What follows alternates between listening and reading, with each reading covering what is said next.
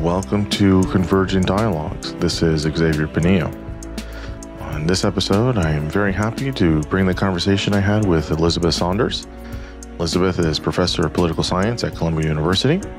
She has previously taught at Georgetown University. She is also a non-resident senior fellow at Brookings Institute. Her main interests focus on domestic politics of international relations and U.S. foreign policy, especially the role of leaders, presidency, and politics of using force. She is the author of 2 books, including the most recent, The Insider's Game, How Elites Make War and Peace. And that's what we talk about in the conversation. We start by talking about how the public views elites, mostly negatively nowadays, how much the public has opinions or how informed they are about foreign affairs, especially the U.S. involvement in foreign affairs. They talk about what are the elites, who are these people, how they're comprised of members of the military, administration, and legislators. We talk about hawks and doves, kind of those terms that are thrown around quite often when it comes to foreign policy and some of the differences between them. We talk about many periods and certain key figures throughout, I'd say, 20th century, 21st century foreign affairs. So we talk about McNamara and Lyndon Johnson in Vietnam. We talk about Truman in Korea and the interesting dynamics with Taiwan. We talk about President Bush in Afghanistan and Iraq and how subsequent presidents have handled Afghanistan and Iraq. Obviously, President Obama after him, President Trump, President Biden. And so it's very interesting over 2 decades how that played out. We also talk about President Obama on Syria and some of the very complicated decisions that were made there. Future insiders games as we look towards the next 10, 20 years, what will change, what will stay the same in terms of how elites shape and make foreign policy and many other topics. I really, really enjoyed this conversation. It's something that I'm always curious about in terms of foreign affairs, how much we know, what we don't know, and how it's determined. And it's really interesting because, she's wonderful at kind of laying out the data. Here's the reality, and less about a positive or negative spin or valence on it. The book's fantastic, and it was such a joy and delight to talk with her. As always, you can find this conversation and all other conversations at convergingdialogues.substack.com. I'm also on YouTube. Like, subscribe, share, all those wonderful things. And now I bring you Elizabeth Saunders. I am here with Elizabeth Saunders. Elizabeth, thanks so much for coming on the podcast. I greatly appreciate you taking your time to come on and speak with me. Thanks. It's a pleasure to be here. A very interesting time to be talking about insiders games. It certainly is. Well, you've written a fantastic book called The Insider's Game, How Elites Make War and Peace, out through the wonderful Princeton University Press. It's a fabulous book, and so we'll talk all about it. Before we do, could you just tell listeners kind of who you are professionally, academically, and what you're currently up to? Well, I'm currently up to I'll start with the last question. I'm currently up to trying to follow what the heck is going on in the news. As we're talking about this, it's just after Joe Biden dropped out of the presidential race. So right now I'm mostly just glued to that. But in my normal life, I'm a professor of political science at Columbia University. And I'm also a member of the Salzman Institute for War and Peace Studies at the School of International and Public Affairs, SIPA. And for that, I was, for 5 years, I was at the Georgetown School of Foreign Service as a professor. And then prior to that, I was a professor at George Washington University. So I'm a pretty plain vanilla political science professor. But I study things that have, let's just say, been in the news a lot in the last decade or so. So most of my research has been on the presidency and the politics of using military force, primarily but not exclusively in the United States and other democracies. And I do a mix of historical and archival research. So my first book, Leaders at War, was entirely based on presidential archives and documents. But then I study public opinion and foreign policy from kind of from a particular perspective that I'm sure we'll get into in our discussion. And so this book really combines that interest with the archival research. So I do a mix of public opinion research using surveys and survey experiments and archival research. And it kind of goes back to my roots as a person who always loved, in high school, my favorite classes were always diplomatic and political history and science and math. So I loved both those things. And so this is a book that actually combines both, which has been fun. Yeah, that's wonderful. It is quite the combination in the book, and I remember really appreciating how rich it is with information and kind of marrying those two worlds. So I guess one of the first questions is you can tell us like kind of what the main kind of thrust of the book is if you want. But I guess the one question, this is kind of merging kind of what you were just saying. I wouldn't say adventurous subtitle, how elites make war and peace, but elites do not have a good moment right now. They have people don't like elites anymore, or at least a good number of people don't like elites. I'm sure there are many people that do. And so, you can talk about, again, your main argument in the book, but I mean, there's a lot of pushback on this, right? There's a lot of pushback of, why do these people that get appointed or get selected that are making huge decisions that have massive impact for so many people? So, we can tackle that question, I guess, separately. But that was the first thing that struck me with the book was like, oh, wow, you're just right for it. Just this is how it is. Elites decide this, or they're a really big part of this. So I guess tell us, the main thesis of the book, but then how you kind of wrestle with that question of, elites and the public. Yeah, this is a great question. It's a question that really motivated a lot of the book and also slowed it down, right? So I've been working on this book. I guess I'm no longer working on it, which is great. It's done. Yeah, it's out. It's out there.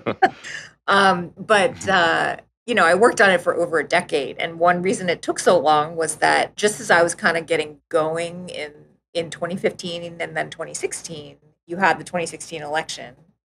And even though the outcome was a shock to people, the whole anti-elite rhetoric in the lead up was, that was already on the table. So I kind of felt like I couldn't just, on the day after the 2016 election, be like, okay, well, that happened. I'm just going to go back to my nice little theory chapter and about how elites do it, run everything, which is not really what the theory chapter was ever about, but still. And so there was definitely like okay, I need to stop and think about like, what does this mean for this argument? And it took a while to kind of work through that. And some of the other things I wrote in the meantime kind of helped me work through that. And then it began, and I of course every political scientist was going through some version of this, like what does this mean for what I study and what I know? And gradually, I sort of came around to the idea that the feelings about elites may be different, although people have been hating on elites since time immemorial, right? There's nothing new about that. And it kind of goes in cycles and incarnations, right? But the idea of elites having a bad moment, elites have had a lot of bad moments. But the way that specifically foreign policy gets conducted actually hasn't changed that much. And at the same time, in parallel to that, there were a lot of comparative politics professors and scholars and also American politics scholars who were showing that a lot of the phenomena surrounding 2016 and the rise of populism, say in Europe more broadly, were really elite driven. And it's not that populism the currents were there. Like, no, I'm not suggesting this was all entirely top down, right? That there's always been a strand of populism in the U.S. Pat Buchanan, Ross Perot, others, going all the way back, to I mean, in the sort of post-World War II era, there was certainly the isolationist sort of strand after the end of the war. But it was elites that kind of activated and turbocharged it. And there's been some really interesting, Larry Bartels' book, Democracy Erodes from the Top, kind of really shows that you need these politicians and elites to be driving some of this. And so I kind of came out of that thinking, okay, I would say I'm a realist, not in the IR theory sense of realism, which, if you don't know what that means, enjoy living in a blissful world of ignorance. And if you do, you know why I would say I'm a realist just in life, right? Like I just wanted to know how it is, and to me, it really didn't change a lot. Like, elites run foreign policy. That's just. It's something we need to confront and understand and not sweep under the rug. And if we want to change it, we can change it, but we need to understand what the costs and benefits of that are and how the mechanics work before we can change, right? So to me, this is not elites should run foreign policy or elites should not run foreign policy. It's just all our theories have been about leaders or about public opinion constraints. This is life, right? And in complicated, in powerful democracies, this is part of how things work, and we need to understand it and not ignore. Yeah, a lot of things there. I'm going to sort of kind of make the case. You don't have to, but and you can tell me if I'm totally off. But I think probably elites should run foreign policy. I'll put the should there, but you can tell me if I'm wrong on that. But so this is kind of to my next point here is historically, if you think about it politically, so it's 2024, so everyone's we're 3.5 months from a presidential election. It's on people's minds more so now than it was 6 months ago, I guess. Most people don't. I mean, I think historically most people don't vote for presidents based on foreign policy, right? That's just kind of a given fact. Like, doesn't really change anything. I mean, as an example, I mean, we reelected George Bush in 2004 with a very unpopular war. It's usually the economy that drives things, and maybe part of that is, we're sort of on this massive island, meaning we got two oceans, Pacific on the west coast, Atlantic on the east coast, so we always feel a bit, okay, and it's not going to touch us, maybe in some ways. Some people may feel that, but there's this idea that the public doesn't really pay a lot of attention to foreign affairs. Now, you'll get, protests about a war or something like that. But, and is that because people don't have access, right? Like, no one's in the Situation Room. Nobody's with the Joint Chiefs of Staff. Nobody's getting the briefings from intelligence, from military. Like, we just have a poverty of knowledge on what's going on in the world. And I think, honestly, and this kind of goes to my point, and maybe a little bit to your point, is as a person that's not in those rooms, I don't want to know. I wouldn't want to have access to all of the horrible things we're doing around the world. I don't want to know all the horrible things other people are doing necessarily. Like, that's why we elect people to go and do that job. And all the geopolitical stuff, I mean, some of it can be really interesting, but I guess the question here is, does the public not care? Again, is it just a poverty of knowledge? They just don't have access and don't know? Is there a bigger disinterest that's happening? I mean, what is it, I guess, that public opinion where it's just, it definitely doesn't really connect in terms of political points when people run for office. So, yeah, what's the kind of chasm divide here about public interest in foreign affairs? Well, so let's leave the should run foreign policy aside for a second and just go back to the how things work. I think there's a lot of what you said that makes a lot of sense, but I'd put it slightly differently. I think that all of us, we're busy people, we're humans, and psychologists and people who study cognitive behavior and cognitive heuristics would tell you that the way humans make sense of a complicated world is using shortcuts, because nobody can keep track of every issue. So, for example, if you had asked me to come on this podcast and talk about healthcare policy, I mean, first of all, I would have said you should have your head examined, because I don't know anything about healthcare policy. But if you had said, no, I really need you to come on it, what would I do? I would panic. And then I would call up some friends I know that study healthcare policy, and I would get them to give me, I mean, I really wouldn't ever come on your show to talk about, I wouldn't talk about healthcare policy anywhere, but let's just say in this hypothetical scenario, right? I would get help from people that I trust who know stuff about that issue, right? I think the secret here is that most of us don't even, like, the things we're expert in, whether it's our farming, our jobs, raising our kids, like whatever it is we have detailed knowledge of, is a very narrow slice of things that presidents have to deal with. And so even if you wanted me to come on and talk about, the current state of Syria and all the different groups and what policies might or might not be helpful for, helping the humanitarian situation in Syria, I actually couldn't do that either, right?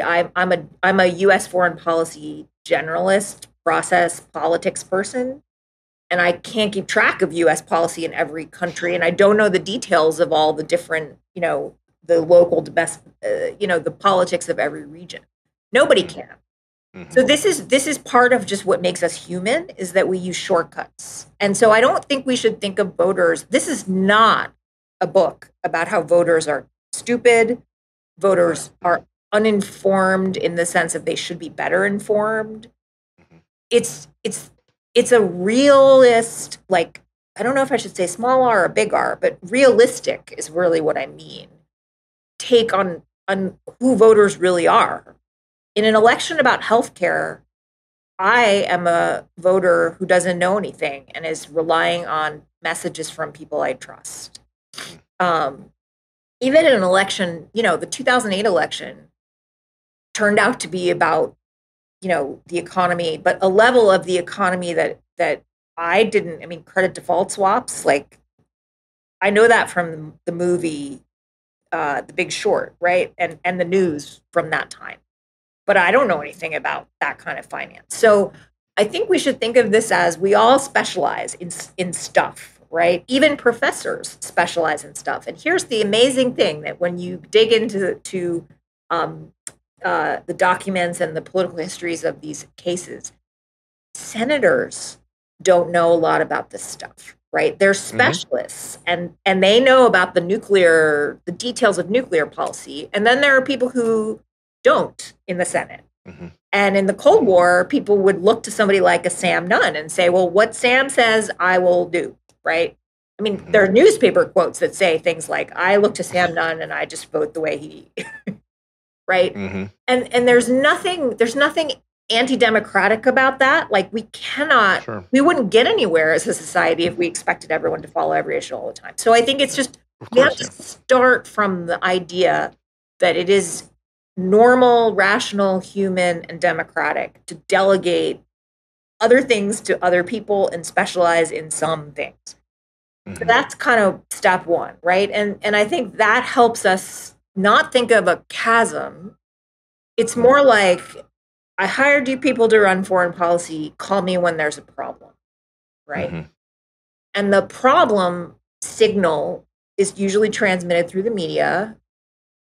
And for a long time, that process was thought to be kind of automatic. And then there's been some great research in the last decade or so on, media and elites cueing. People like Adam Berinsky and wrote a great book in Time of War, and also Matt Bauman, Phil Potter, War and Democratic Constraint, that shows, not every bad foreign policy decision actually makes it into the mainstream media. And it takes a lot to kind of get that into the conversation. But when it does, people are perfectly capable of understanding it. So it isn't that there's information poverty.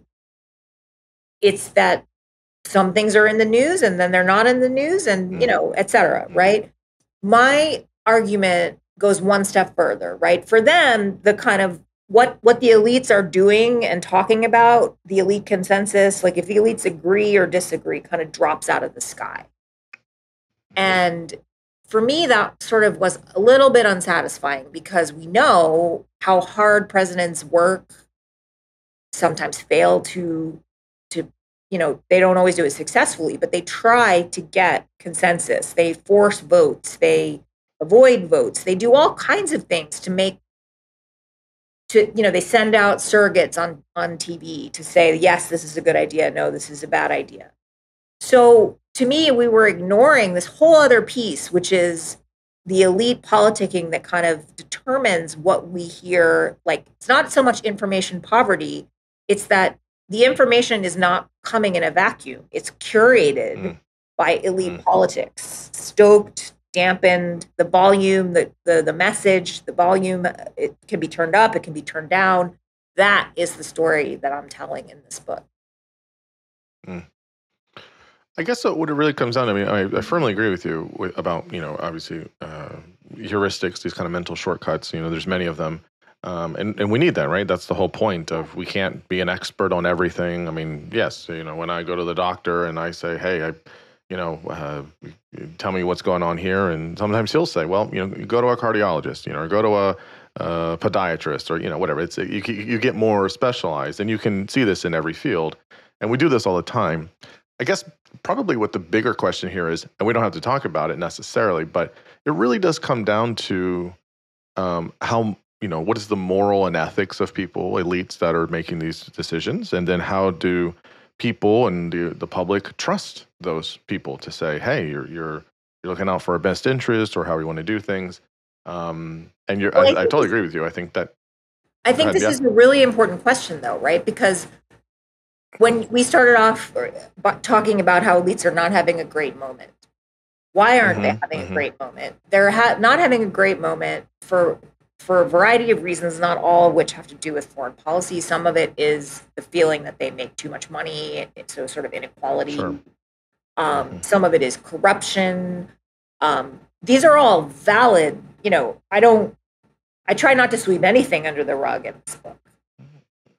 There's also the idea of elites as sort of a cabal of warmongers. And this is this idea of like the blob in Washington, and all they want is war, and they just, make every decision to head, to try to push for war, because they actually have these very hawkish preferences. And then there's this sort of amorphous, they think they're better than us. Like, I think that one of the things I'm trying to do here is demystify who the elite, what motivates these elites. So certainly there are corrupt elites, there are elites with bad motives. I would not ever deny that, right? There's also corrupt regular people and people with bad motives. So I don't know that that's, the elite ones are more likely to make scandal, be treated like a scandal in the news. But I think elites are also people. They have career aims. They have preferences. They care about certain things more deeply than other things. And if you go into foreign policy, or you choose to study a particular country, you probably care a lot about it. You probably care less about the particulars of healthcare, tax policy, or some other, trade policy, unless it directly relates to this. So it's not surprising that their preferences would be different, or, more specific than the average voter. But I think that what we have to get away from is both the elites on a pedestal, like just trust the elites, like leave it to the elite. That's not helpful. But also neither is the lumping them all together as a bunch of corrupt, warmongers. Some of these people, most of these people are, and we can talk about like the electeds versus the non-electeds, but there's a lot of people in the group of quote unquote elites who are simply trying to do the best in tough situations with the information they have. They're going to get some things right and they're going to get some things wrong. And we have to kind of take a realistic view of that. And it's not helpful to either demonize them or lionize them. Yeah, I fully agree with you. I think that, at the end of the day, there are roles that need to be filled, and you need good, smart, competent people to do that. That doesn't mean that people are infallible or, they're not going to make mistakes, of course, but that, I can't it also do doesn't that. mean they don't have career motivations or political motivation. I mean, it's to think that they're just there to be saintly deciders of like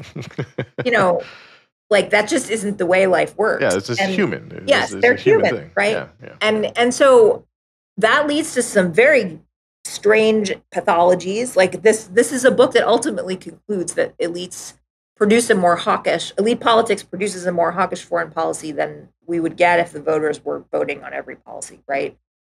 So I'm not suggesting that they aren't there's not these human tendencies, these human motivations produce some suboptimal outcomes, right? But it's not because they went in there as a cabal of warmongers. And so sometimes I think there are all these calls to diversify thought. I mean, there's plenty of diverse thought. There's lots of different views.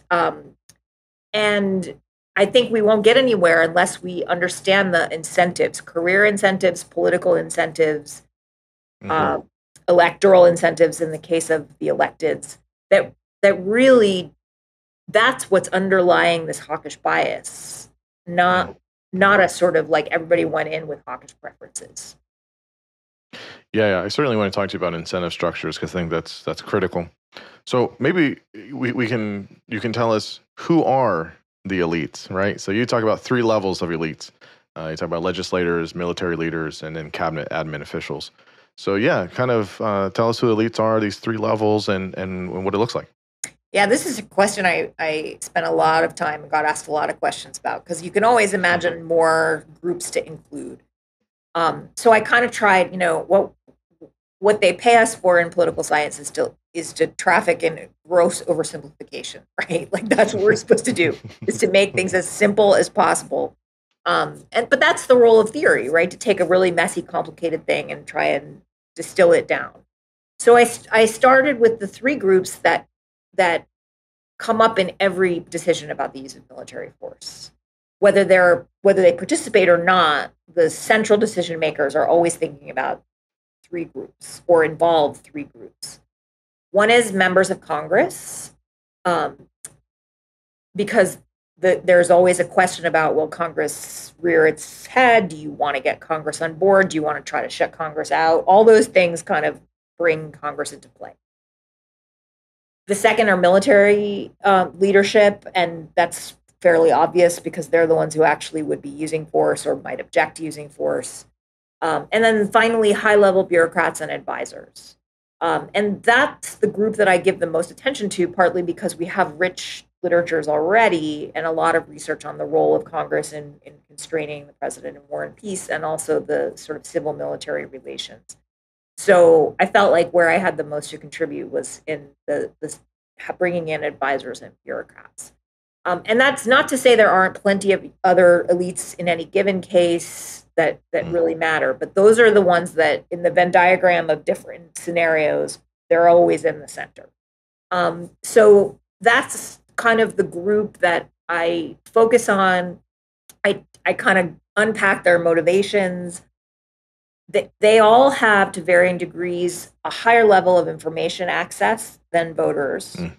And they all, to varying degrees and through various mechanisms, can cue or sort of like call up on the phone and say, hey, it's time to pay attention. Either voters directly or each other. And I think it's important to say that like part of this is about cueing and activating and kind of pulling the proverbial fire alarm within Washington, right? Within the Beltway. Because there are those senators who don't pay a lot of attention to foreign policy, members of members of the House who don't pay a lot of attention. So if the foreign relations people are, the committee members or the people who really focus on that start talking to their colleagues and say, hey, this is going to be an issue, that's a form of kind of activation that gets everybody on board with the idea that it's time to debate this, right? So those three groups, military leaders, they testify, they have their own connections with Capitol Hill. Bureaucrats talk to the Hill, they talk to the military, they talk to each other. It's a sort of like concentric circles of information access and kind of activation of interest. And so I think that's kind of the place that I really started. Mm.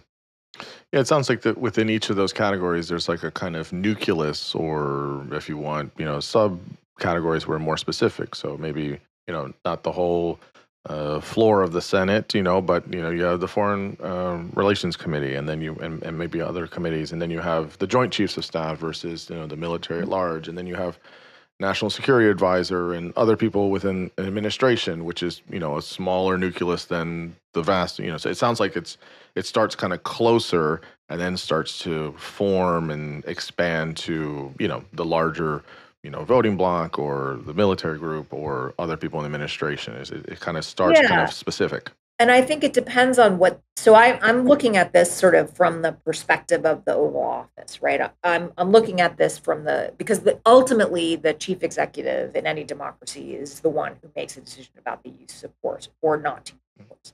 Mm-hmm. So the question is, if you are the leader and you are making a decision about the use of military force, do you want a lot of publicity about it? Do you want to keep it quiet? What's your goal here? And I sort of, different leaders of different parties have different goals, because then we can get into that.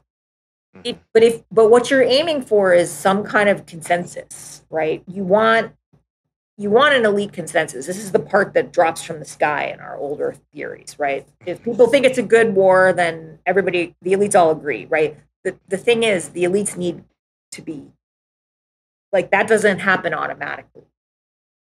And now that consensus could take a very public form. So consider the 2003 invasion of Iraq. George W. Bush made a very public push for consensus. He wanted people voting on it. He forced this vote in October 2002. Winter of 2002.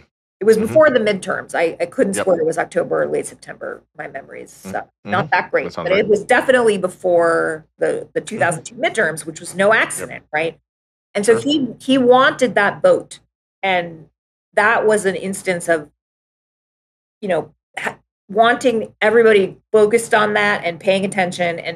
And the elite consensus was, yes, this is a good idea.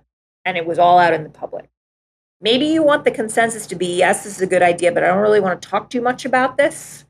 That's more of the Lyndon Johnson, do this all under the, on the DL kind of thing. Right? And we can talk about the Tonkin Gulf resolution and how that came about if you want. But that was definitely the reverse. It was more like, ooh, here's an opportunity. I'm going to get this consensus, and then we're going to go back to not talking about it, right?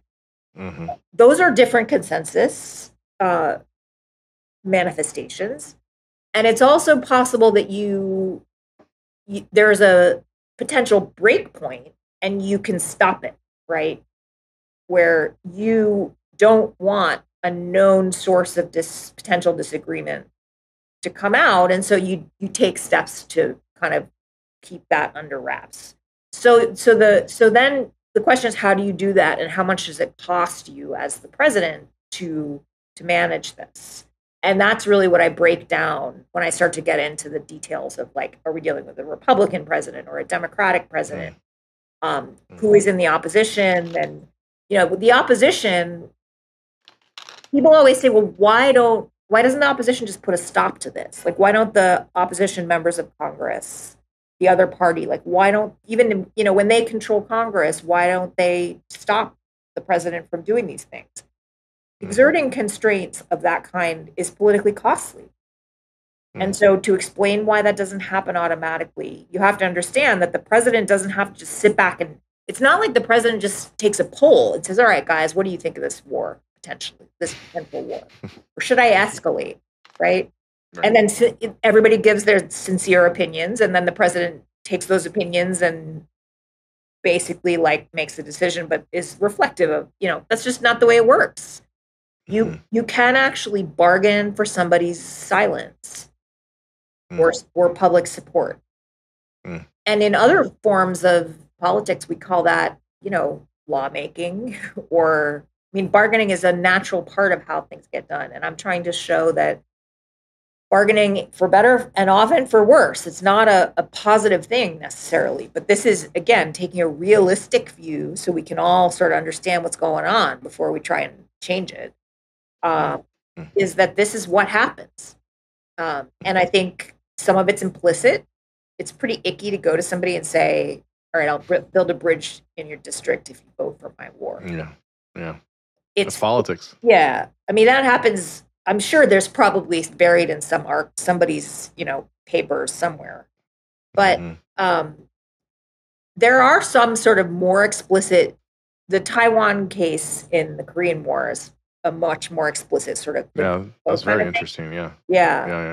But that's more like foreign policy trading, like trading foreign policies that are both, you can always say, well, this is necessary for national security. The more common thing is, political threats or pressure or promotions or promises that are kind of more implicit.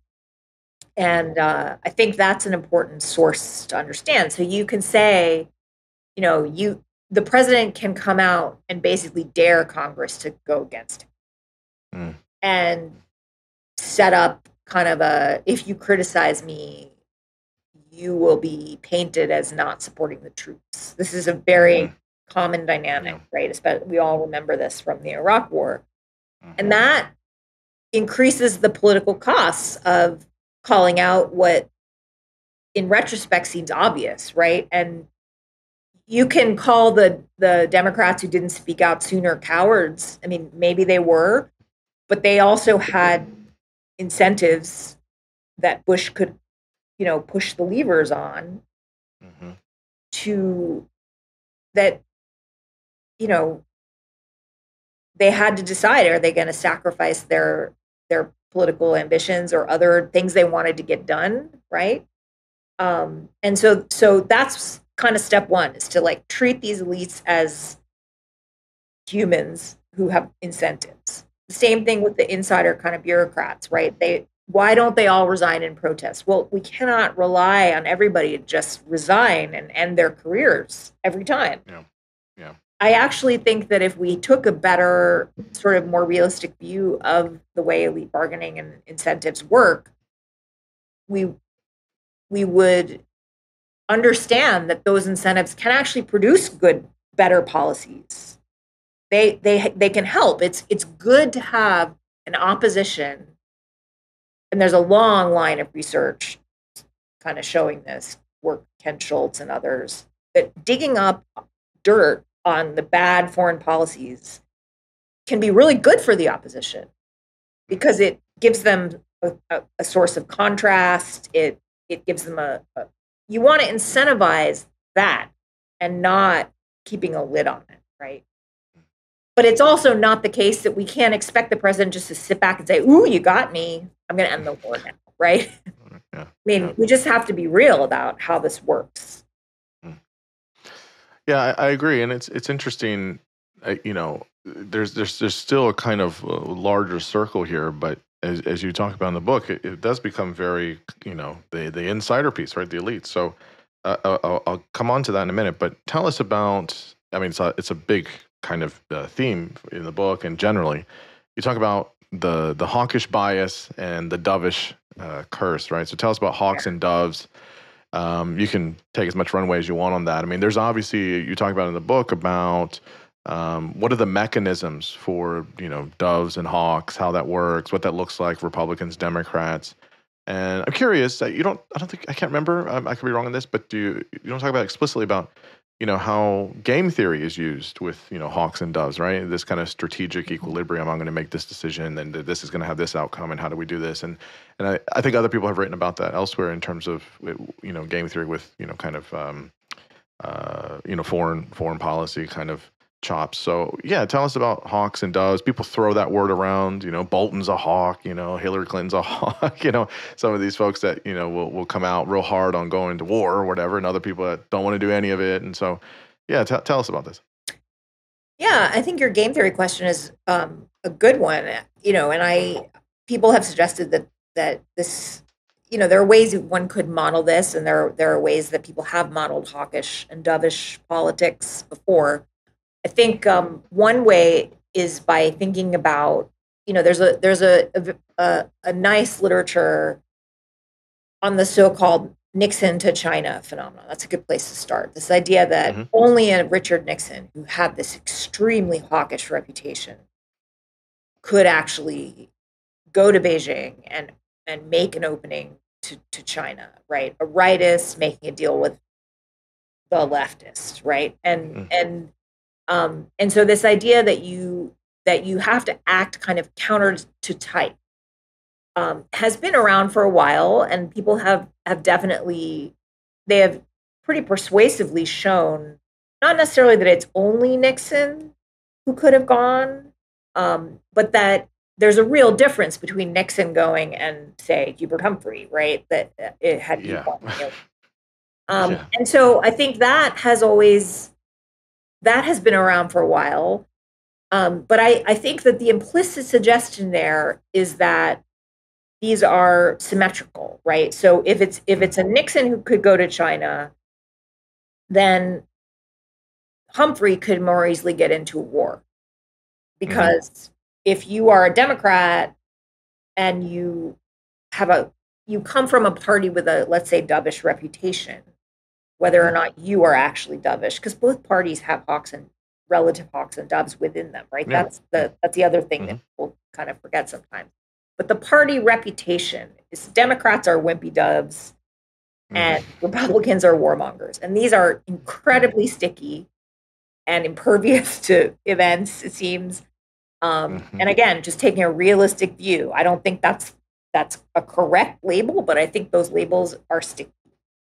And so the Republicans typically kind of own the national security issues, and the Democrats own the social issues, or the economic, or some parts of the economic issues. So there's this idea that everybody has an incentive to kind of cross over, right, and do the opposite of what's expected. And it shows that they're moderate, or that it neutralizes the issue. But as I started to look at this in terms of elite incentives, I began to see that the way this works is really not symmetric, that the parties' incentives are not symmetric. And that's actually what drives the punchline here is it's actually the Democrats that drive the hawkish bias, oddly enough. How so? Because, let's go back to the kind of symmetric, like if everybody just had an incentive to cross over and do the opposite of what's expected of them, you'd expect to see Republicans not fighting a certain number of wars because they don't want to, do the warmonger, encourage the warmonger criticism. Democrats fighting some wars because they want to not be tarred as wimpy doves. But what you actually see is occasionally you get the Nixon to China, but the Republicans fight the wars they want to fight, pretty much. And the Democrats are the ones more eager to do this, like going against type thing. And so that asymmetry kind of intrigued me, and I dug into it, and that's really what the meat of the book is about, right? So there's three kind of main ways that the hawkish bias gets introduced. One is just who's inside your administration. And again, all these things are asymmetric, these three mechanisms. One is, and I call this one selection, like who gets into the room where it happens, so to speak. And therefore, who can, who has the information, who can do all this queuing and activating or bargaining or whatever. So Democrats have this long history of appointing Republicans inside their administrations, say Secretary of Defense, right? So we have Bob Gates, just a long history of this. Robert McNamara, actually. I was going to say, yeah, McNamara is a pretty unique case there, yeah. And occasionally you'll see, retired military, that kind of, and a lot of the time, not all the time, but a lot of the time, this is sort of almost explicitly done to kind of bolster the image of, I have national security cred. Like there's, whether or not the person has national security experience or is hawkish or dovish, a Democrat is constantly fighting this fear of being tarred as wimpy dove. So having these like more hawkish voices inside the administration kind of helps with that. The problem is you bring in people with those views, and then you have them inside and they are part of your team. And if they criticize you, and this is where, the surveys really kind of help, where I can show that if an inside advisor who's got a more hawkish reputation says this president is not fighting a war we really need to be fighting, that's very damaging. So bring in the hawks, and you got to listen to the hawks. Like they're at the table. And so that's one. Democrats have a much greater need for that than Republicans, right? Republicans may have hawkish advisors because that may or may not be their inclination, but they're all sort of there because they're there, and there's not, that's baked in. There's not this fear of, people expect them to have hawkish advisors. So there's not this kind of crossover selection. The pressure on selection of advisors is not equal. The second thing is the parties don't just, like, a lot of these studies of war and peace and the politics of them are conducted in a vacuum. Like, sure, it'd be really good for the opposition to dig up, information that the war is going badly, or that we need to fight this war and they're being wimpy by not fighting it or whatever. That may be to their political advantage, but they have other things they want to do. And this includes members of Congress and also, the president's own agenda. Again, using a gross oversimplification, but one that is grounded in a lot of, American politics research that I cite in the book, there's a lot of evidence that Democrats have a more complicated legislative agenda. They tend to want to emphasize domestic issues, social issues. And it's not that they don't have a national security agenda. It just typically isn't the number one focus of their incoming administration. It's not like the top of the list of things they want to do. For Republicans, national security is like what they like to talk about, right? So, and they tend to want smaller government, and they do have a legislative agenda, but it tends to be things like judges, tax policy, and so Republicans don't typically come in wanting to enact like large, complicated new programs. Of course, there are exceptions. I think of Bush and No Child Left Behind and so forth. But in the aggregate, going back decades, this is sort of what American politics scholars have found. And so what that means is the cost of putting war front and center in your agenda is a lot higher for Democrats than it is for Republicans, right? You lose more if you go down this road. And I think that it has two effects. One, it dampens the incentives for Democrats to criticize a Republican president because it might, like they want to focus on other things. And if you're a Democratic president, sometimes what seems like an easy, small war, which they never are, but they always seem that way at the outset, is a way of like just neutralizing, or the more common thing is just escalate this existing war, right? Obama coming in, he wants to do healthcare. He's told send 21,000 more troops to Afghanistan. It's approved with almost no discussion. The surge later was a very, long and drawn out debate, but he doesn't want to be having a discussion about Afghanistan when he comes in. He's got this cratered economy and he wants to pass healthcare.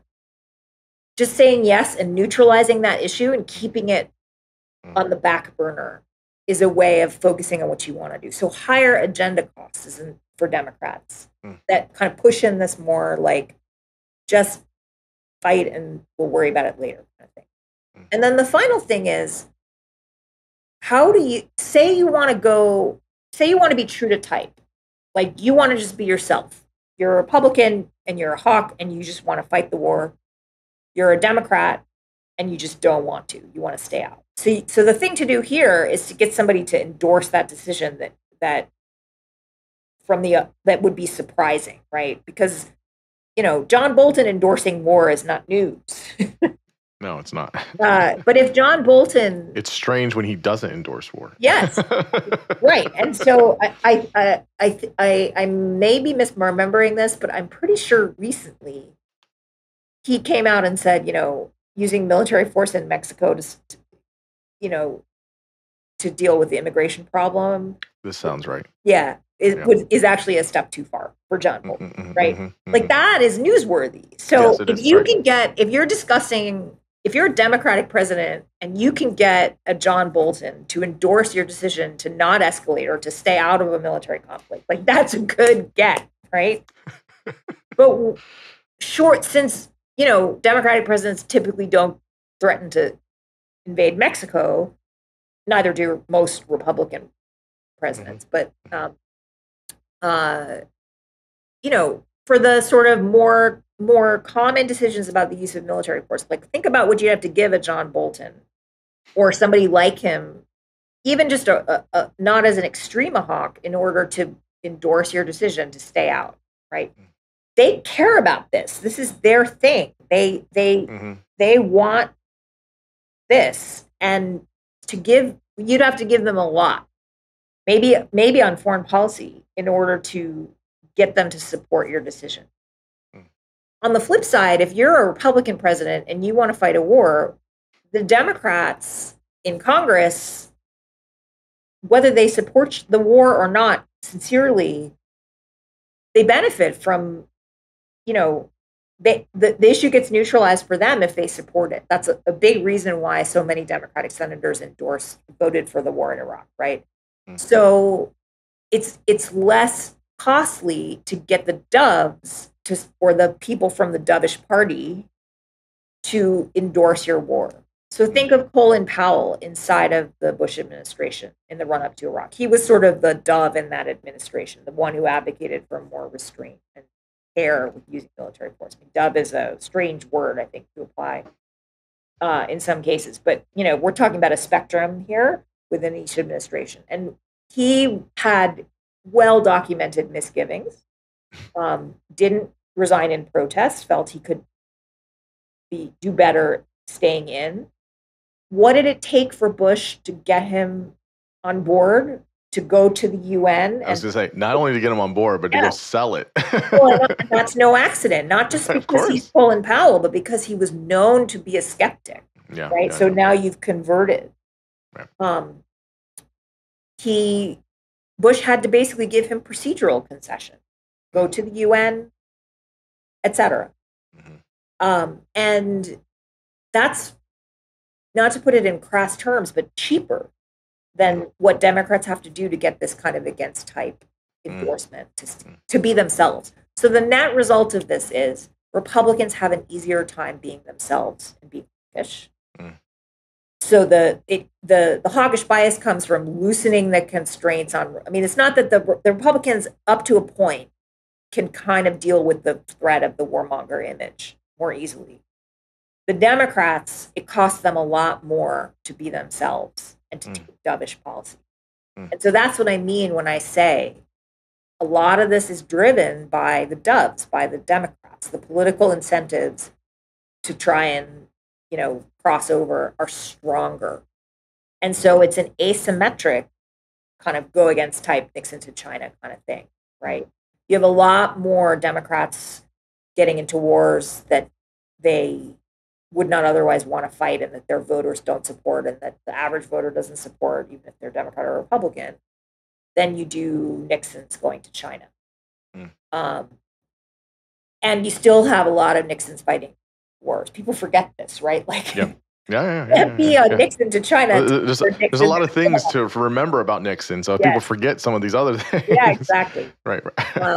So I think that's a really hard-nosed crass political analysis of what this comes, but if you read the memoirs and you read the backstory, you see this just all the time. Mm-hmm. You know. I mean, let me ask a few things here, just kind of quick fire a bit. I mean, obviously, it's people again study these things specifically, but McNamara is an interesting case. I think most people aren't a fan of McNamara, but I mean, interestingly, he was there. I mean, he was, was it Ford Motor Company, right? And had like a MBA or whatever it was, different background. But I don't know if it's still the case. One of the longest serving Secretary of Defense, and advised two Democratic presidents. Kennedy, and then Johnson the whole way through. I mean, I know Johnson gets a lot of the blame for Vietnam, and sure, he's the president, but how did that, kind of talking about, seeing Democrats, my understanding, this is my very, very pedestrian view. Kennedy was very, almost too, like, almost like workshopped things to death, almost like wanted to hear everybody's opinions, wanted to get all of the like very, details, like take a lot of time, and really liked the kind of debate and this and that, which sounds great. But a lot of the times you don't have time or the bandwidth to do that. And so McNamara gets in there, like, how is he working with someone like Kennedy, and then has the almost complete opposite with Johnson? And my understanding with Johnson was Johnson tried to do foreign affairs like he did the Senate as Senate Majority Leader, right? They kind of giving them the Johnson treatment, kind of, okay, I'll keep an autocrat over here, and we'll just keep them happy so that way we can do it. Like, that's totally different styles. And you have this one guy in between, McNamara, who has a very interesting background, not in military necessarily, and with all his charts and his, his flip charts and all of his, data and all these things on policy. This is why, the domino effect and the whole thing. I mean, how does that push when you talk about selection pressure? Now he's in this bubble, he's in this elite group, very high status, and he's impacting, one of the most, controversial wars in the 20th century, with two different guys, two different agendas, both are Democrats though. Maybe just talk about his case a little bit. I mean, you don't have to go full detail, but what does this hawkish bias and the dovish thing kind of fit in with this case, I guess? Yeah, so I think the Kennedy Johnson, I mean, I've studied this for my first book too, is really interesting. And their views of Vietnam were different, even though Kennedy justly deserves the sort of historical. I think historians have really kind of gone back and blamed Kennedy more for getting the U.S. in. And there's this like lingering historical question about whether he was on the eve of his death preparing to withdraw. He wanted to withdraw 1,000 troops. Was that the beginning of, would he have done what Johnson did? And, we'll never know. But he definitely waited, brought the U.S. very far towards the deep end, right? With in Vietnam. So I totally agree with that.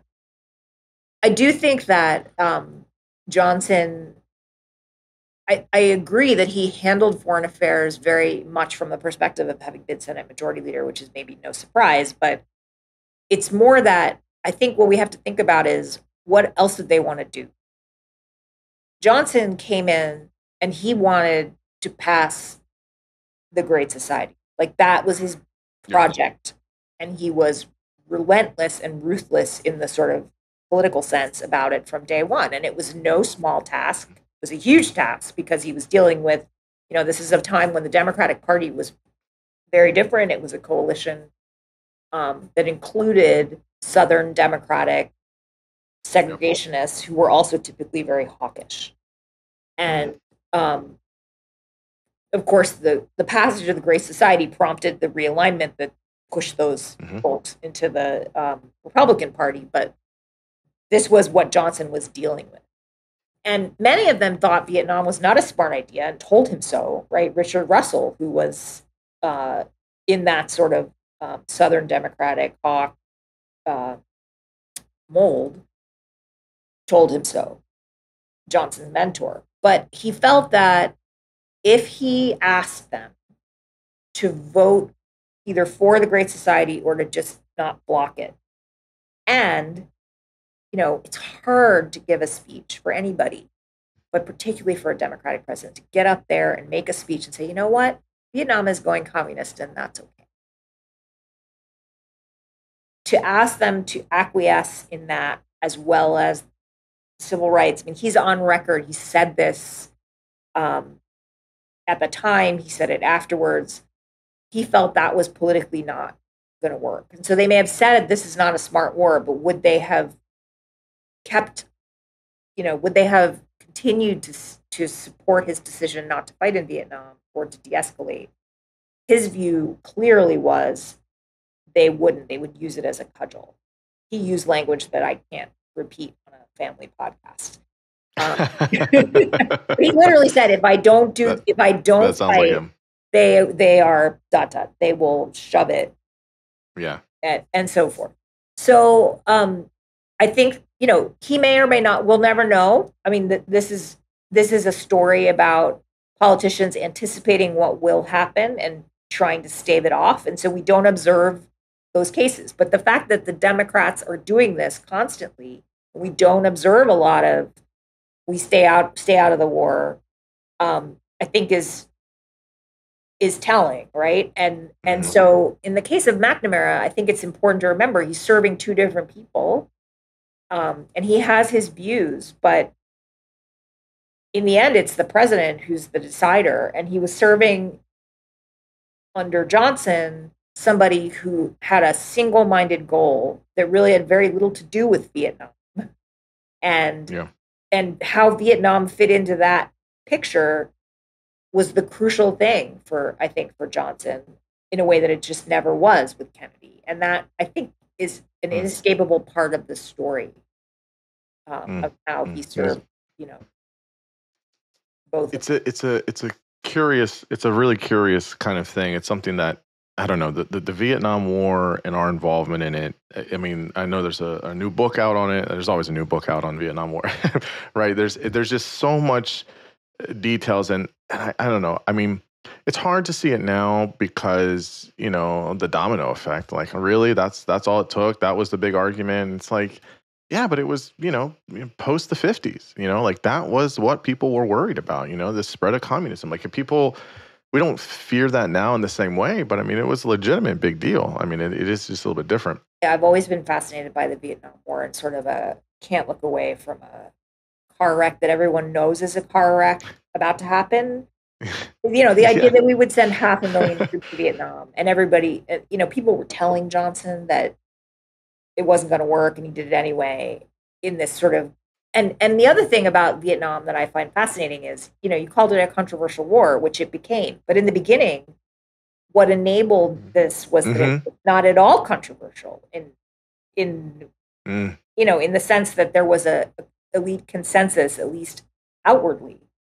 And that was, again, because Johnson worked very hard to contain these, and he had to do things like massage Bill Fulbright's ego, the chairman of the Foreign Relations Committee, William Fulbright, who was very much a Johnson ally. And, so he bargained with Fulbright to get the Tonkin Gulf Resolution to be, a landslide vote, et cetera, right? So I think I've always been fascinated by it too, because I don't think it was just the domino theory. I think it was a lot of domestic politics, right? Kennedy not wanting to be tarred with looking weak. Of course, a lot of his moves were made before the Cuban Missile Crisis. So, there was this just constant fear of that the Democrats would be tarred with this. And then Johnson wanting to accomplish something and not wanting to waste political capital on getting out of Vietnam, right? In the way that Biden made a choice to spend political capital on getting out of Afghanistan. He spent more than he probably expected because of how things went. But I'm careful to say the doves can actually make what I call a dove's choice, which is to absorb the political costs of themselves, right? I'd say Biden was committed to getting out of Afghanistan, and maybe the costs were higher than he thought, but he gave speech after speech about, Yeah. this is tragic, but I'm getting out and the politically easy thing to do would have been to leave 2,500 troops, at Bagram Air Base or something, or at the airport. He would not do it, right? Mm-hmm, mm-hmm. I never answered your question about the Dove's Curse. So the Vietnam War, the Korean War, I would say Obama's surge in Afghanistan, these are all what I call the Dove's Curse, right? This idea that I've described it already, I just didn't use that phrase, like the let's just have the easy, let's just send the troops, kick the can down the road, to get it on the back burner. Mm-hmm. And then it comes back to bite you, right? And that's, you see this over and over again, and it's almost always with Democrats. And the Hawks misadventure is the idea that the constraints on the Hawks are just looser if they want to be themselves, and that enables them. They may fight wars that are, we would call good wars, but then you also can get the Iraq War, right, where the constraints on a Hawk are actually a lot lower in practice than you might otherwise expect, and that just lets them, they go on adventures, and some of those become misadventures.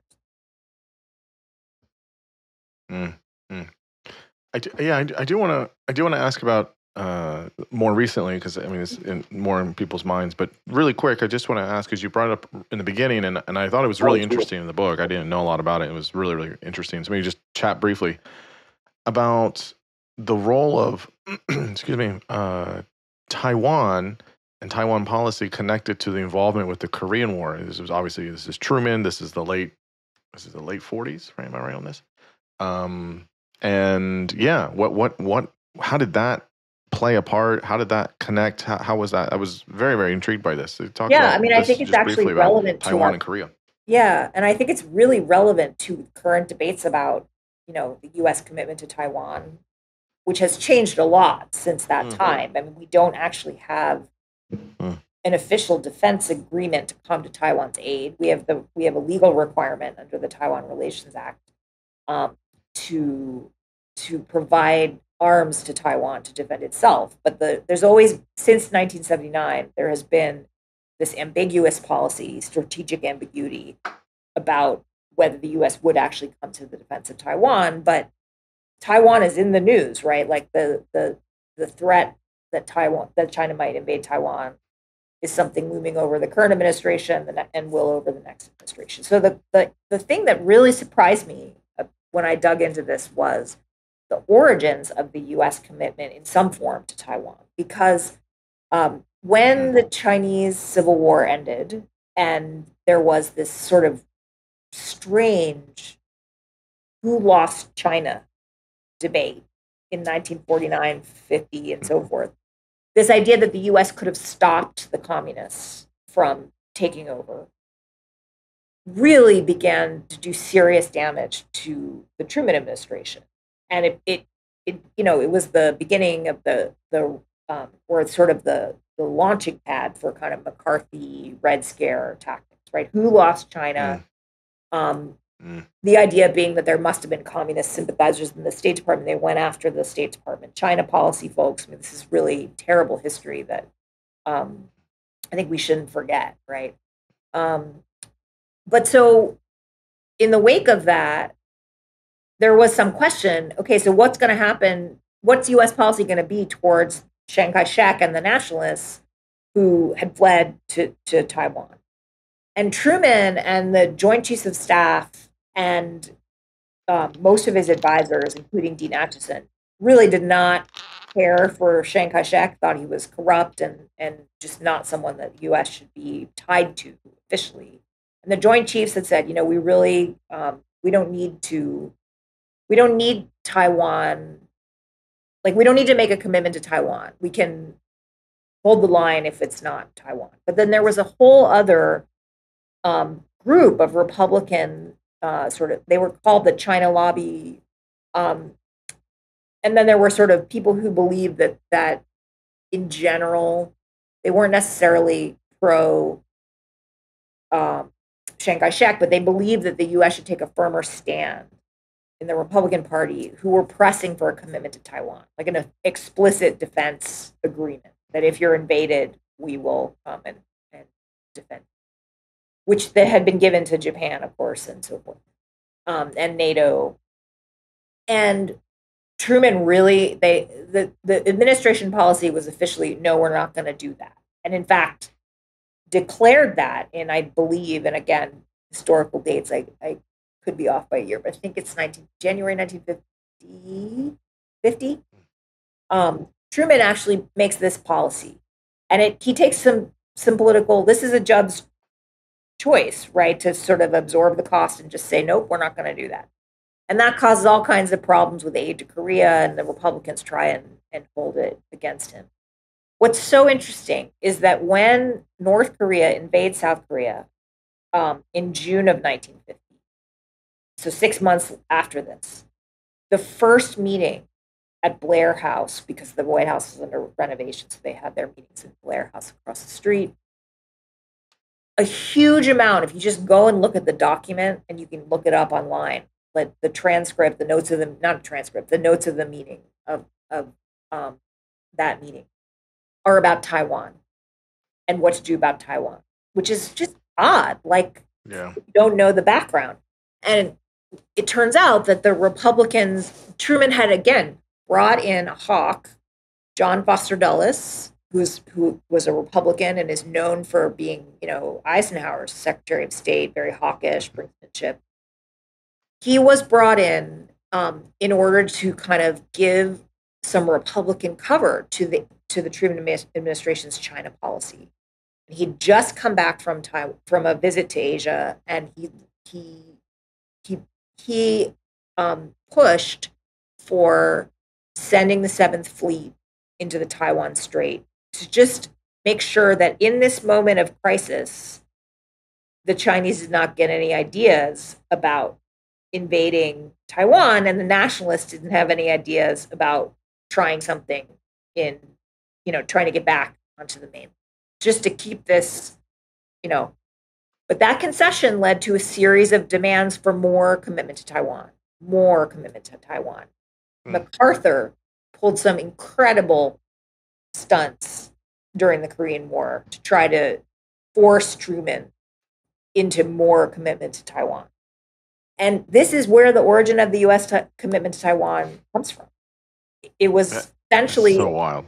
A political bargain. I could not, really, that's not to say that there wouldn't have been a commitment later that wouldn't have had these origins. You can never know. But they had made a decision not to, and they'd absorbed political costs for that decision, and they reversed it on a dime in an unrelated crisis so that everybody could kind of be on board with the next steps in Korea. And to me, that's a pretty clear example of an insider's game. Yeah. It certainly is. I'm thinking about this. I'm thinking about another case. Don't worry. I'm not looking for, a hot mic moment from you here on this, or you don't have to opine anything if you don't want to. It's fine. But I've heard, which is kind of going to your point, that since World War II, at the top, typically, U.S. policy on foreign affairs, major policy, doesn't really change no matter who's in office. It doesn't. Let me back that up. It doesn't change dramatically. It stays pretty consistent. Maybe there's some dips, some highs, but it mostly stays in this range. Again, Taiwan might be an example here. Obviously, the big example is Israel. We haven't really changed too much with Israel since 1940. What was it? 47, 49, whatever it was. And other agreements that we have with other countries. I'm sure you can find examples of. Do you find that to be true, or is it more? And the second question to that is how much of these insider elites are kind of pushing that, where it's, again, like you said in the beginning, it's not a bunch of 12 dudes in a room smoking cigars planning foreign policy for the next 50 years. It's not that. I'm not saying that. It's not a deep state. It's not that stuff. But typically that there's trying to be some kind of continuity, regardless of who the administration is, of how we operate and do things, in the world. So this is one of those things that has a kernel of truth and is also it's more complicated than that. Okay. So political scientists are paid to make gross oversimplifications, as I said, but they're also paid to make things more complicated when they're too simple, right? Yep. So there are lots of reasons why there might be continuity, and some of them are good reasons, right? Like consistency is useful for stability and so that allies and adversaries know what to expect. There's been a lot of discussion in the last, 5-10 years about the effects of partisan polarization on, the credibility and consistency of U.S. policy. If we break agreements every time that there's a change of party at the top, then no agreement has any force. Yeah. I think the fact that presidents used to believe they had to honor agreements and really be very careful in the ones that they broke, kept policy consistent. And there are good arguments for why that's, in general, on balance, a good thing. Nobody wants to just take policies as kind of, there's a wonderful article about Vietnam, actually, by James Thompson, that talks about the curator mentality of policy, right? This idea that policies are shiny objects. You have to polish them, pass them on to your successor, like delicate, That's what happened in Vietnam, this idea that Vietnam War was a vital national interest. Like, no one questioned that because it was just taken as given. So like anything, these are trade-offs. You want to, there's no magic solution to any of this, right? Too much volatility in policy is probably a bad thing. Too much consistency is probably a bad thing. It's a trade-off. Like politics, there's no free lunch. There's no free lunch in foreign policy either. So I sometimes feel like people are looking for, blow up the elites and start again, fresh bases, whatever. And then we have a different set of issues, right? Like it's not that the elites are so perfect or know everything. It's that expertise and experience and consistency and sameness have costs and benefits. Yep. Right? As does disruption and inconsistency and new blood and all that, right? So that's the kind of realisticness that I try to bring in the book. I think the other piece of it is what looks like consistency is often, when you look below the surface, you see that it's because of these political incentives, right? It's because there's a graph in the book that actually kind of illustrates this. We get convergence, but instead of kind of symmetric convergence where it's all like on average this, it's neither hawkish nor dovish, just right in the middle. It's convergence around this hawkish bias. But it's not because the elites are in a smoke-filled room choosing to be finding any war, give me a war, any war that I can fight. It's, again, these dynamics push in that direction. And it's not inevitable, and I think we could do more to kind of pull it back towards at least no bias. We'll never get it perfect. But again, if you want that, there's trade-offs. Yep. So no free lunch. This is very, very interesting, yeah. So last topic here before I let you go is I do want to talk about Afghanistan, Iraq. I mean, obviously, 20 years Afghanistan. You already mentioned a little bit, Biden's withdrawal. I mean, this is, again, maybe just for me and for a lot of people, Vietnam is starting to feel a little far away, especially for younger people. Not for a lot of people, but what's more recent, I guess, is, Afghanistan, Iraq. And it really is, I can remember, I'm going to say like it was yesterday, but I have clear memories of all of this.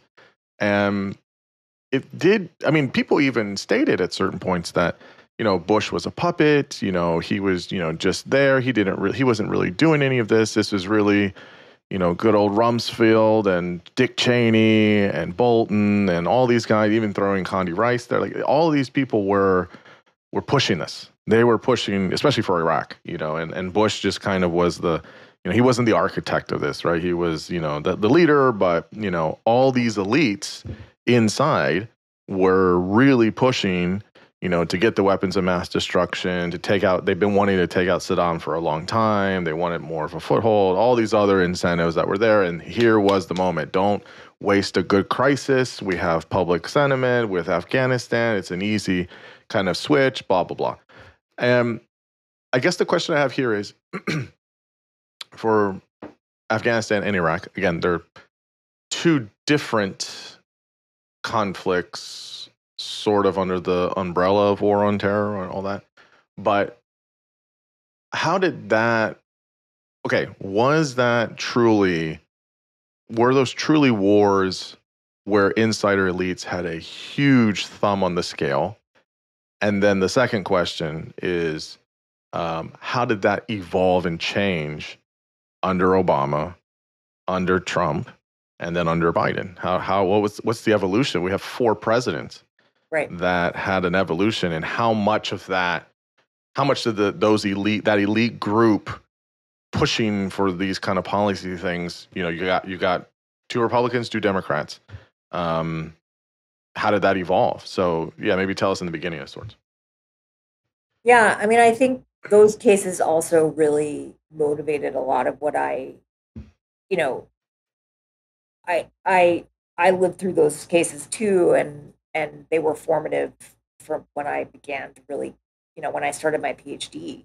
The 9/11 was actually the first day of class for me, Wow. PhD program. So it overshadowed a lot of things. Sure. But I think, to me, the story of the Iraq War is often told as a blob story. Mm-hmm. And I think but I think what it really is a classic Hawks misadventure, in the sense that there was this group of elites that had this is so well documented,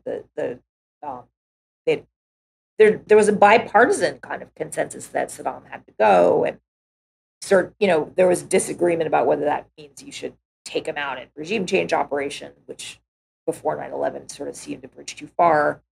But Paul Wolfowitz, Deputy Secretary of Defense, I don't know that I think Rumsfeld wanted some war that was bigger than Afghanistan. I think he wasn't so much an Iraq crusader necessarily.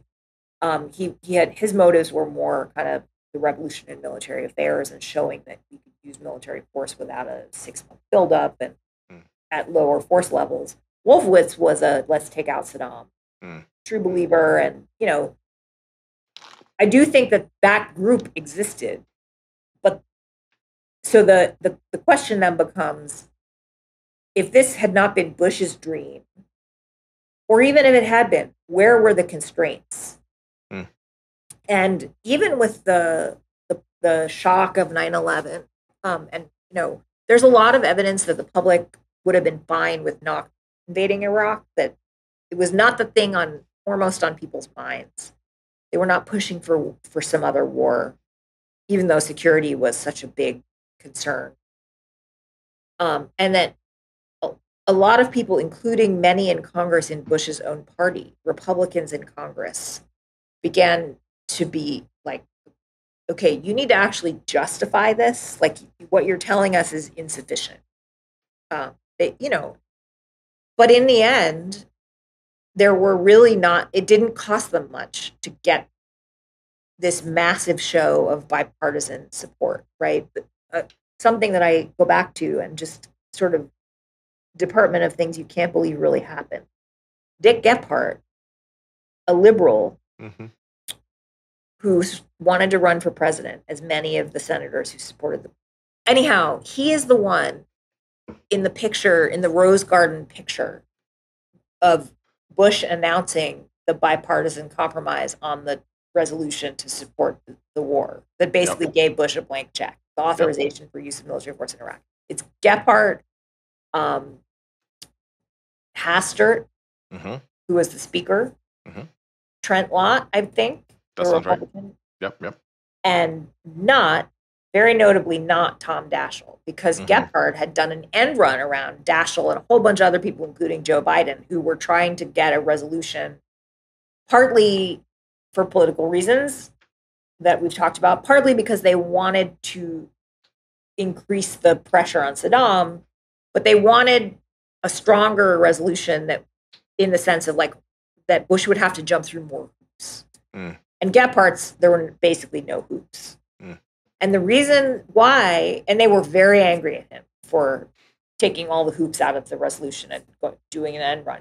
But he wanted, it seems amazing now in retrospect that anybody would want to associate themselves with this war politically. But at the time, that was considered a big prize.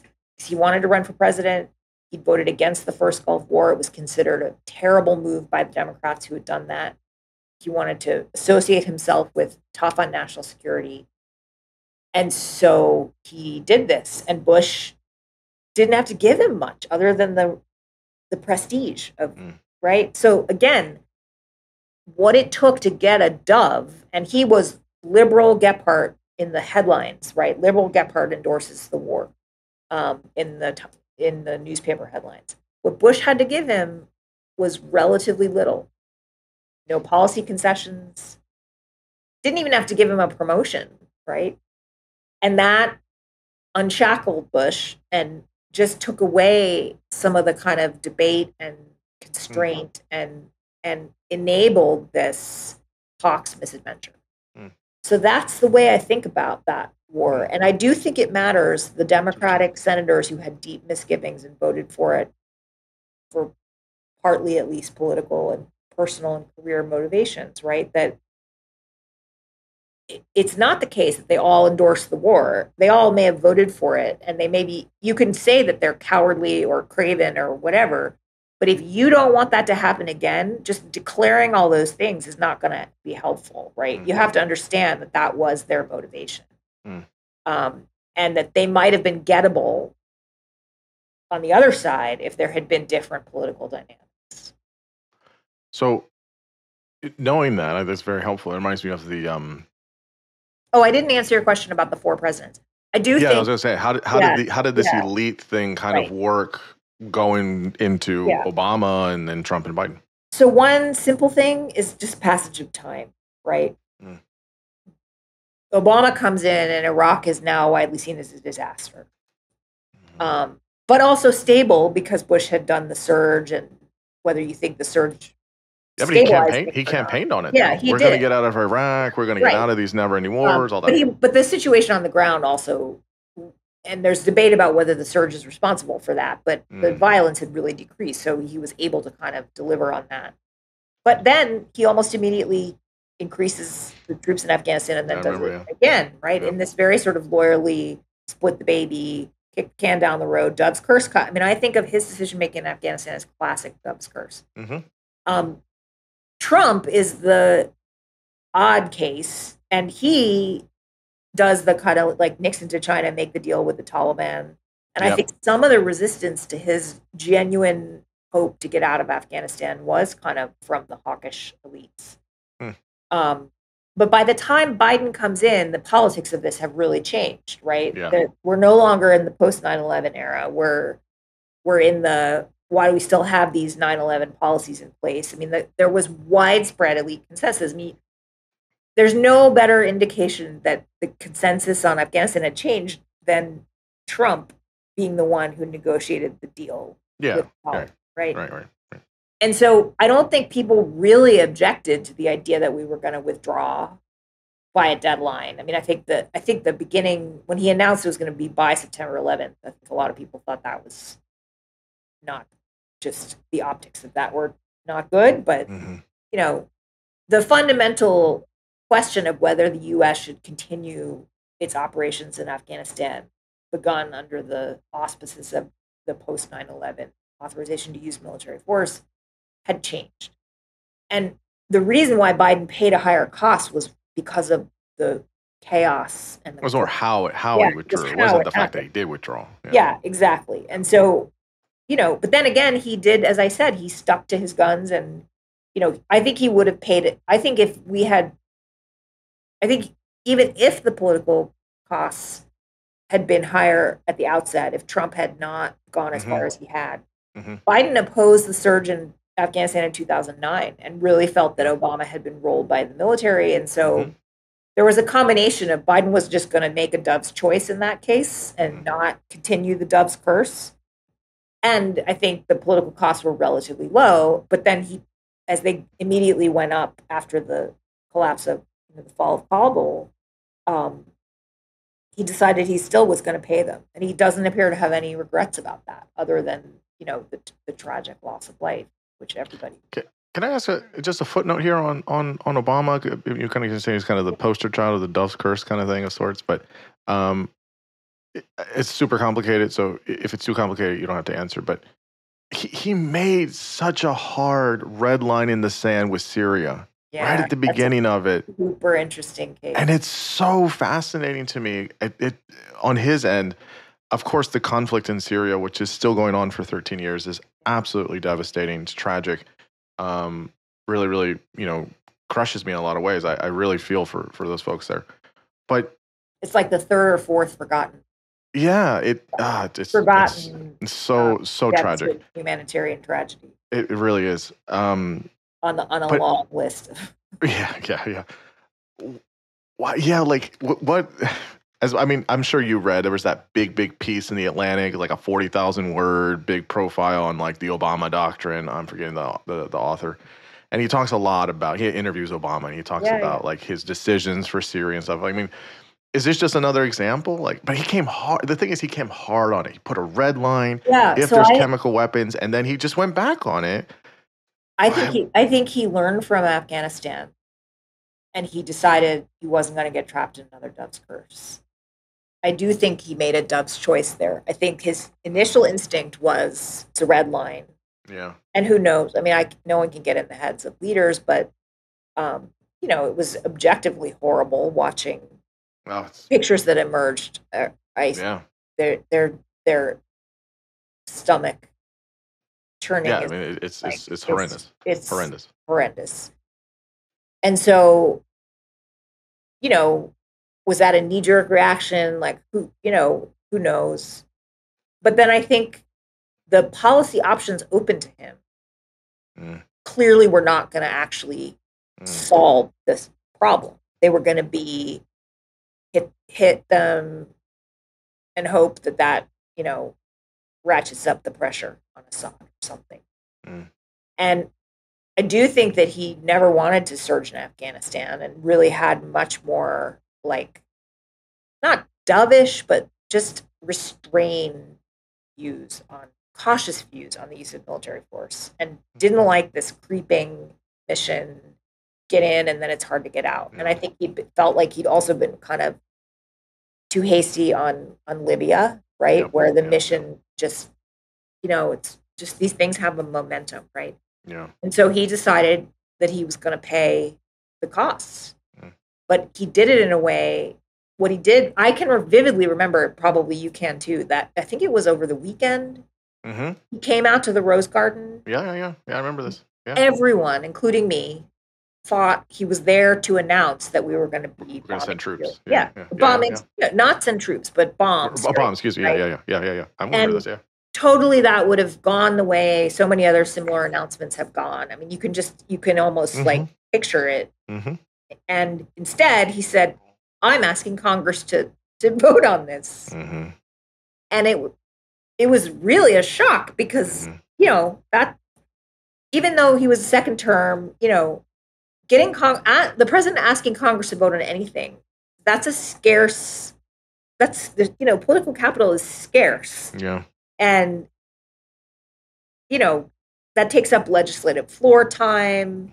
And the one of the most interesting pieces, and I haven't forgotten because I still assign it on my syllabi because there's nothing quite like it.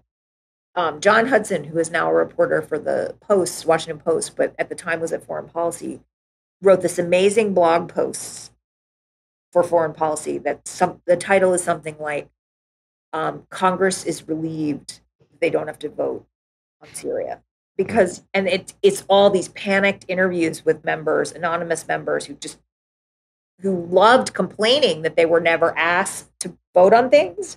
And then they were asked to vote on something, and they were like, no, I don't want to.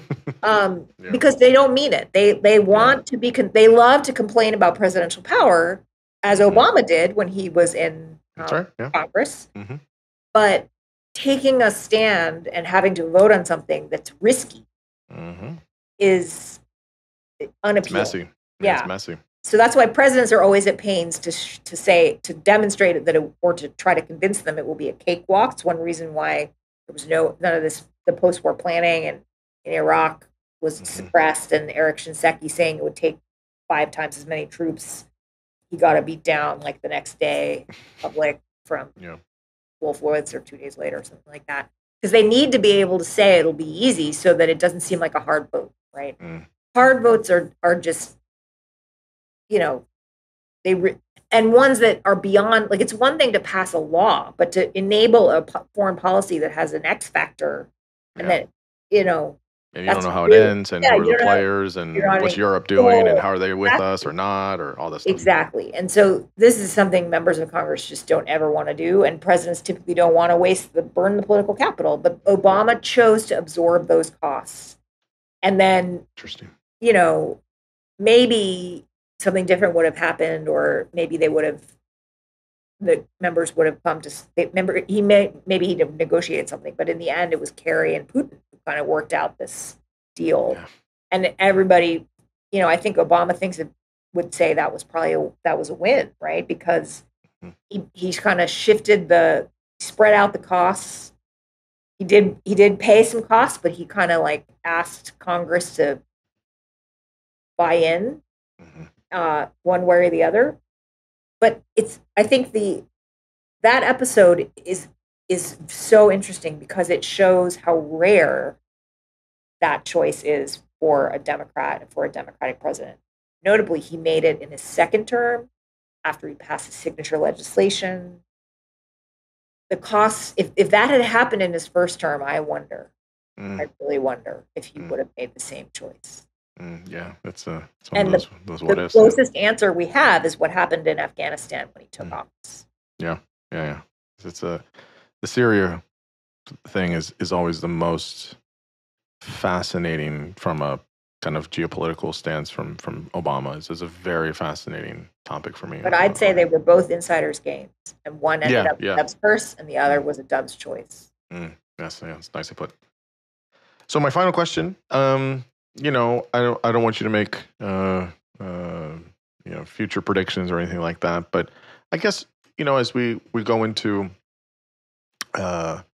another 4 years, and we're either going to have a Harris administration, it looks like, or a Trump administration again, one of those. Based on history and recent history, I mean, we had 4 years of Trump, and Harris has been the vice president for the past 4 years. I guess, how do you see, over the next, let's say, 4 years, or even further out, how do the insider elites continue to work and shape foreign policy in the years ahead? Well, I think if Trump wins, all bets are off, in part because he's made very clear that this time there's not going to be this sort of like Mattis, John Kelly types who do, for better or for worse, represent kind of the elite consensus. And,